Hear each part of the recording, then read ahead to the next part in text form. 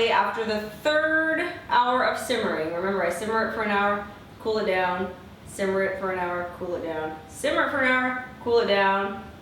Well, here we are. Finally, the process is complete. As you can see, it's dark outside now. Quite a bit of time has elapsed.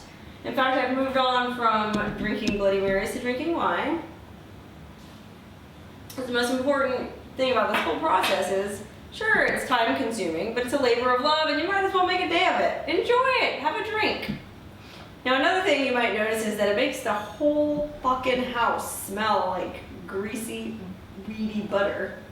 So, if you're expecting a visit from your pastor or your mother-in-law, you may not want to make cannabutter in the 2 or 3 or 4 days leading up to their visit. You might want to wait until a time when you know no one's coming over to visit you. So now we've come to the time in our process when we're going to strain all the leftover weed plant material out of the butter so that we just have pure butter left over. And to that end, I've covered this little bowl with a piece of cheesecloth, actually a doubled over piece of cheesecloth. And I clipped it on the edges of the bowl. You could use a rubber band, any way to make sure the cheesecloth doesn't fall into the bowl when you're pouring your stuff over it. And make sure that there's a little bit of give in the cheesecloth so that your butter has a place to land and doesn't just run over the side.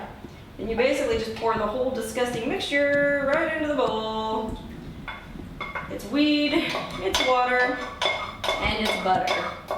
All 3 of which together combine to make the magical substance with amazing medicinal properties known as cannabutter, which is what we've been here all damn day working on.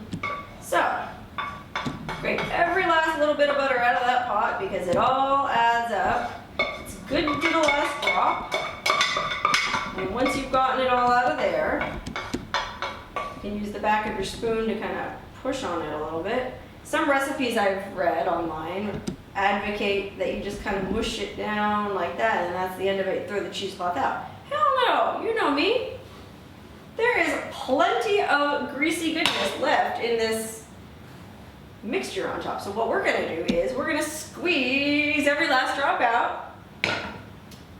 And that's why I'm wearing these rubber gloves, by the way, because not only is this stuff kind of hot from being simmered on the stove, but it's really greasy, stinky, and it's got a lot of THC in it. So if I was to absorb that through my hands, that'd be really wasted. And ain't nobody got time for that. Now be really careful when you're doing this part. Taking these clips or rubber bands or whatever it was that you used, because you don't want it all to fall and make a mess, trust me. It happened to a friend of mine once and it was bad. I don't even know if I want to take that one yet. Crike. Alright, just hold steady, guys. Hold steady. Take this one next. Oh. Okay, good. Good. Okay, good. Oh, one more clip. See that? We're just collecting it all in a big sack. A cheesecloth sack. Not unlike a ball sack. Or a cow's udder. Now you see that? There is a lot of butter left in that mess. So what we're going to do is we're going to squeeze it out. Look at that. Just like milking a cow. A big, greasy, marijuana-eating cow. You ever see one of those? You know how they say, happy cheese comes from happy cows come from California? Happy cows come from California because California is where all the best weed is grown, alright? That's all I'm saying. Squeezing all that butter out. Look at that. Oh, that's so gross. Yeah, yum. Remember, I said earlier, I use every part of the buffalo, including its balls. Look at that. Oh, yeah. Now, I've read online where some people will even keep this gross, greasy leftover weed that's in this cheesecloth, from which I'm wringing out every last bit of butter. You know, most of the THC, if not all of the THC, has been leached out of it, but apparently some people will try to smoke or vaporize that leftover shit too, just to really make sure they got their money's worth. I'm cheap, but I'm not that cheap. Alright, I think, every time I think I've got the last bit, there's a little bit more in there. Does this turn you on? You like watching me squeeze this cannabutter? This cannabutter sack? Yeah, it's really not that hot when you look at it up close. It's pretty gross. I mean, you tell me. You tell me. All right, well, I think I'm gonna have to call it a day because this is pretty much all the grease that's coming out of here. Oh man, like I said, every time I say that, more comes out. All right, now it's really dry. The cows run dry. The well's done run dry. See that? All right, so now this, like I said, if you really want to keep it, be my guest. I personally am just gonna toss it. And now, what we're left with is this bowl of mostly butter and weed. There is still probably a little bit of water left in there that hasn't simmered out, so we need to refrigerate it overnight. Optimally, you're supposed to refrigerate it for 24 hours, but really just until it solidifies should be fine. I'll probably leave mine about 12 hours because I want to bake some cookies tomorrow.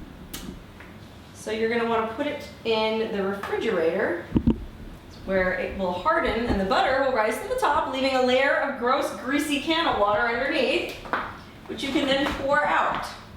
Before you put it in the fridge, you want to make sure you cover it. So you can put this in a Tupperware if you wanted to. I just put it in this bowl and then I'll put some cling film over top of it to keep out those unsavory fridge smells. I don't want my cannabutter smelling like, you know, whatever all's in the fridge. I don't even know what I have in the fridge. So there we go. Now it's tightly sealed. It's looking good. You can even kind of see now that there is a light green layer on the bottom, and that's the water that is separating out. And then the butter is going to rise to the top. So we'll come back and check on it in the morning, and it'll be a solid brick, I guarantee you. So until then, I'm going to go get high. You go do whatever you want. Just come back and check with me in the morning. Well, here it is, the next morning. It's a Bloody Mary morning after the night I had. I don't know about you. But anyways, our cannabutter has been refrigerating all night long, so it should be nice and solidified by now. Let's take a look.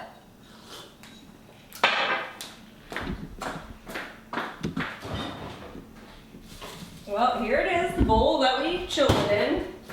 And that nice cling wrap, keeping the fridge smells out.